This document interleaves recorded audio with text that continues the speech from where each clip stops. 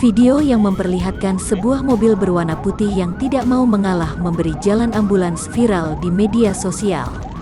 Rekaman tersebut diketahui menjadi bahan perbincangan setelah diunggah oleh akun Instagram @warung_jurnalis pada Kamis, tanggal 22 April tahun 2021. Sedangkan lokasi pengambilan video berada di salah satu ruas jalan di Kota Tangerang. Pada tayangan video berdurasi 57 detik tersebut, terlihat mobil berwarna putih seperti secara sengaja menghalangi laju ambulans. Padahal, ambulans sudah melaju kencang sambil menyalakan sirene.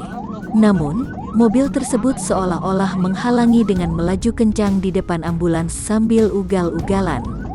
Mobil Brio dengan menghalangi ambulans yang sedang membawa pasien hamil yang mengalami pendarahan di Jalan Pemda Tiga Raksa, Kabupaten Tangerang. Mobil ambulans beberapa kali mencoba menyalip ke kanan, tetapi mobil tersebut ikut ke kanan seolah dengan sengaja menghalangi. Akibat kejadian ini mobil ambulans mengalami lecet-lecet di bagian bodi.